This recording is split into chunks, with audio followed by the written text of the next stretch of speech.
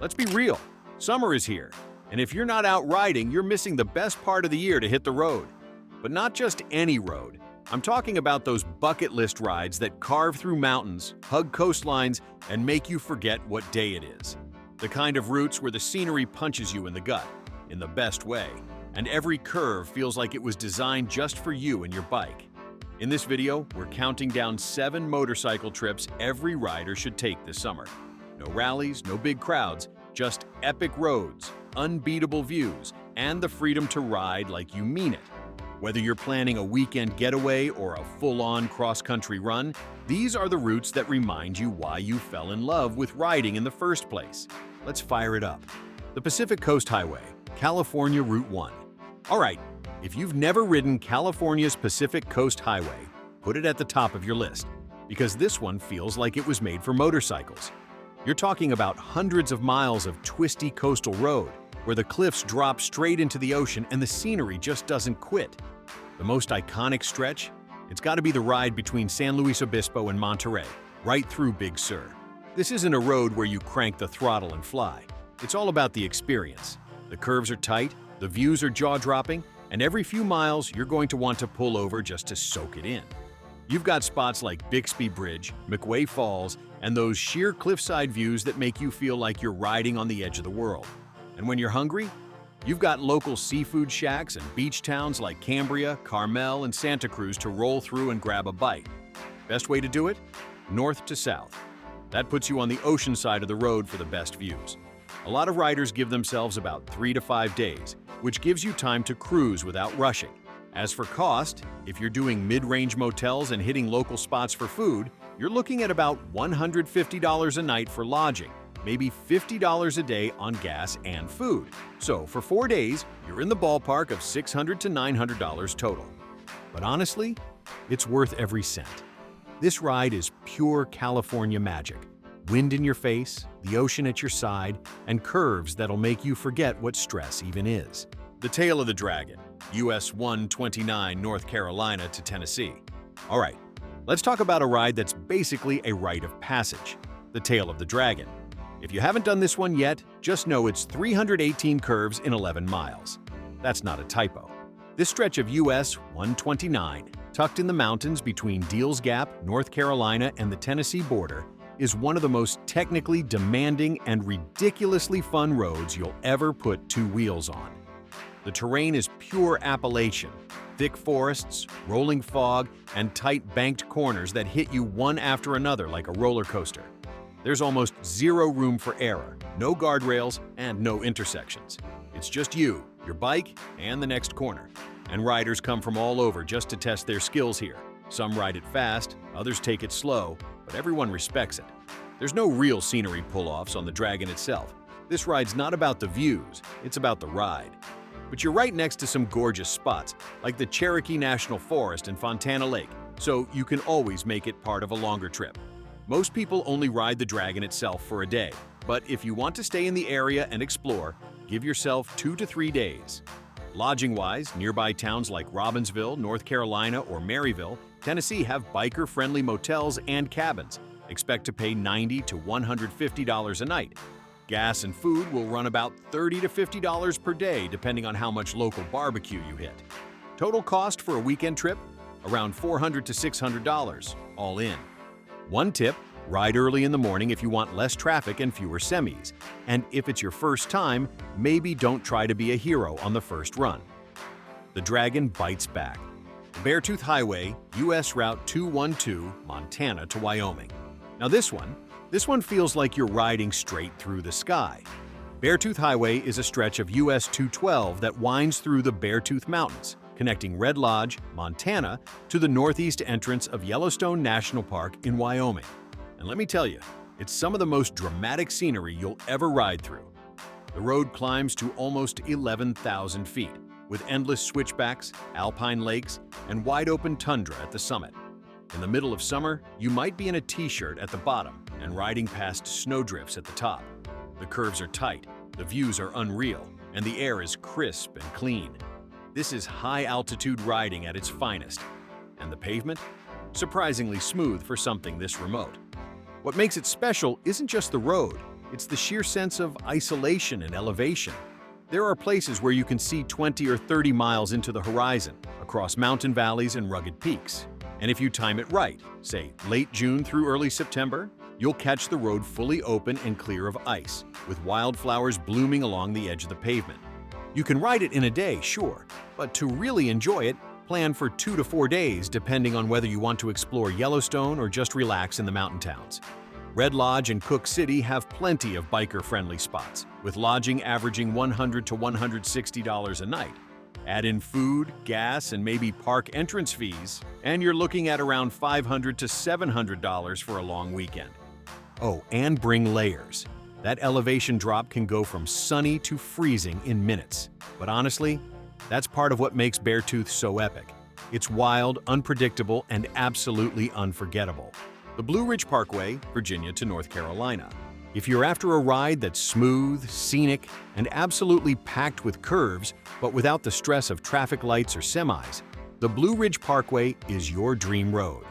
This is a 469-mile stretch of pristine 2-lane ribbon that winds through the Blue Ridge Mountains, connecting Shenandoah National Park in Virginia to the Great Smoky Mountains in North Carolina. What makes this ride so special is how peaceful it feels. No billboards, no stop signs, no commercial traffic, just gently sweeping curves, long-range mountain views, and tree tunnels that feel like they go on forever.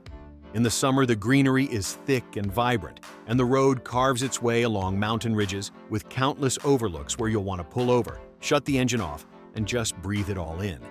It's not a technical ride like the Tail of the Dragon. It's more about the rhythm and the beauty.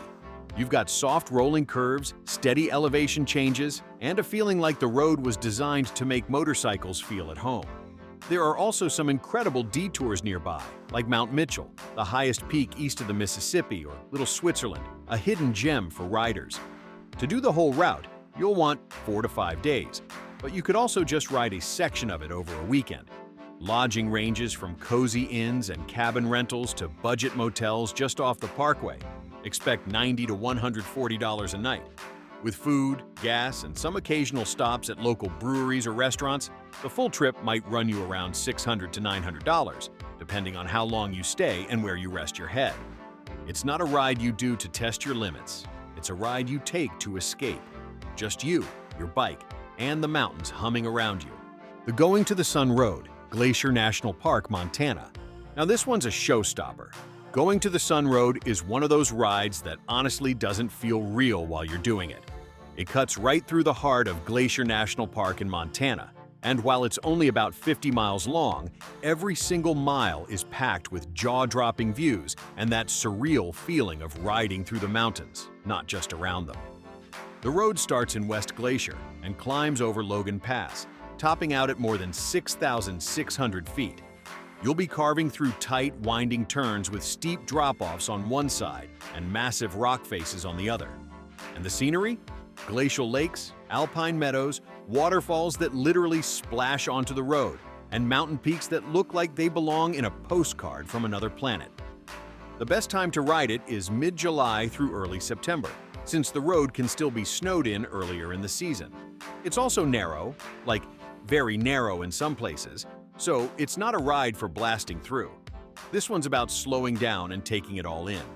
Early morning rides are best to avoid the summer crowds and catch the sun lighting up the peaks. While the road itself can be done in a few hours, you'll want 2 to 3 days in the area to make it worth it. There's some decent motorcycle-friendly lodging in Whitefish, Kalispell, or inside the park itself if you book early. Expect around $120 to $180 a night for rooms and about $50 a day for food and gas. That puts a weekend trip around $400 to $600 depending on where you stay.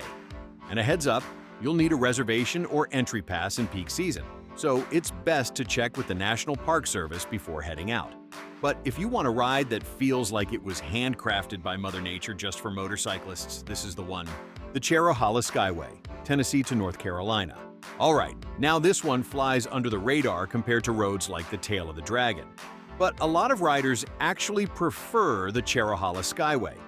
It's about 43 miles long, connecting Tellico Plains, Tennessee to Robbinsville, North Carolina, and it's one of the smoothest, most scenic high-elevation rides in the eastern U.S. Imagine long, flowing sweepers, perfect pavement, and constant elevation changes that take you up over 5,000 feet.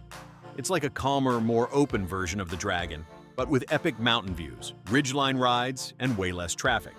You'll get that cool, crisp mountain air even in the middle of summer, and the road winds through both the Cherokee National Forest and the Nantahala National Forest, hence the name Cherohala. What's nice about this ride is how relaxing it is. The curves are wide and graceful, the elevation gives you constant scenery shifts, and there are multiple scenic overlooks to stop and catch your breath, or take a few photos. This one's a favorite among sport tourers and cruisers alike because it's built for flow, not just flicking the bike side to side every 2 seconds. A lot of riders combine it with the tail of the Dragon since they're so close, less than an hour apart. You can knock out the Skyway in a few hours, but if you want to explore the area or ride it both directions, which is totally worth it, give yourself 1 to 2 days. Lodging in Robbinsville or Tellico Plains is super biker-friendly and affordable, around $80 to $130 a night. Throw in food, gas, and maybe a local brewery stop or two, and a 2-day trip will run you about $300 to $450 total. Honestly, this road is the definition of underrated. No semis, no stoplights, no stress. Just a beautifully paved, high-altitude ride that lets you settle into a rhythm and enjoy the moment. The Million Dollar Highway, US Route 550, Colorado. All right, let's wrap this list up with one of the most breathtaking and white-knuckle rides in the country, the Million Dollar Highway. This is a 25-mile stretch of US Route 550 running from Ouray to Silverton, Colorado. And trust me, it earns its name. Some say it's because the views are worth $1 million. Others say it's because of the cost to build it. Either way, once you ride it, you won't forget it. This road cuts straight through the San Juan Mountains, and it's all high elevation, steep cliffs, and no guardrails. Like, none. One wrong move and you're looking at a serious drop. But that's what makes it such a thrill. The views are absolutely insane. Rugged peaks, deep canyons, old mining towns, and a road that clings to the side of the mountain like it's got something to prove.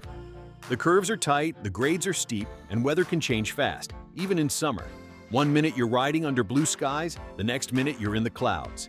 And the elevation? You'll hit over 11,000 feet at Red Mountain Pass. So, yeah, your bike's gonna feel it, and so will you. Pack layers and be ready for some chilly air at the top, even in July. Most riders tie this into the San Juan Skyway Loop, which includes towns like Durango, Telluride, and Ridgeway. You can do the $1 million stretch in half a day, but to really enjoy the full loop, give yourself 2 to 4 days. Lodging in towns like Ouray or Silverton is charming and rustic. Figure $110 to $160 a night, depending on the season. Add in meals, gas, and a few coffee stops to calm your nerves after the twistiest sections, and you're looking at around $500 to $750 for a multi-day trip. Totally worth it for what might be one of the most visually intense rides in North America. If you like your rides dramatic, scenic, and just a little dangerous, this one checks every box. So there you have it, 7 unforgettable rides that every motorcyclist should experience at least once, especially while the weather's warm and the roads are calling. Whether it's the salty breeze of California's coast, the high alpine twists of Colorado, or the rolling green ridges of the Appalachians, each of these roads offers something totally unique. And let's be honest, sometimes it's not about the destination at all. It's about chasing that perfect stretch of pavement with nothing but time on your side. If you've already done one of these, let us know in the comments. Which was your favorite? Or if there's a hidden gem we missed, drop it down below so other riders can check it out too.